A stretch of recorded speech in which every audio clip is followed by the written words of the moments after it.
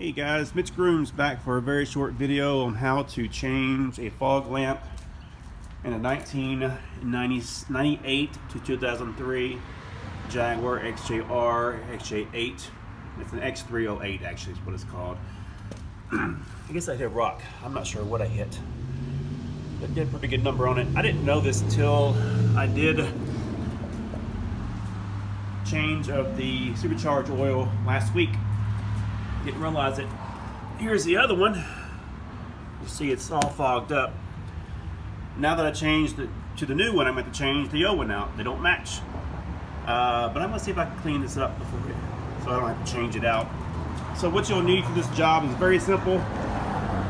You will need size 10 metric. That's all you'll need. And I got this part off eBay. There is a company name, I'm not sure how you pronounce it, but I tell you what, they shipped, I received it in 3 days. 3 days. And this is what it is.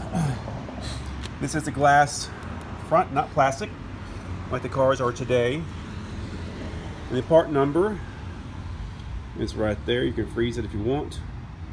But that is the part number right there. And this is a Jaguar part. I'm very impressed the way it looks. So here's a company. They're on eBay. I highly recommend them. The total of this is $189. And also, I found a lot of them there that were $249, $250. This is actually the cheapest one I could find, brand new.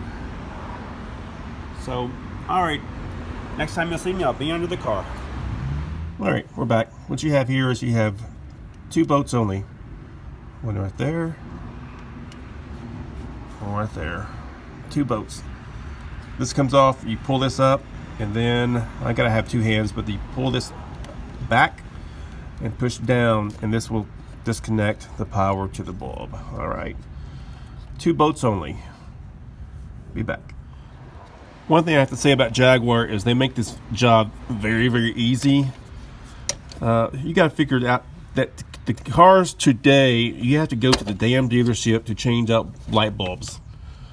That is absolutely just the most ridiculous thing ever heard. And here is the new one. And it's right in there. How easy is that? Pretty easy. Pretty easy. Anybody can do this. If I can do it, you can do it. One last thing right here is you have an adjuster.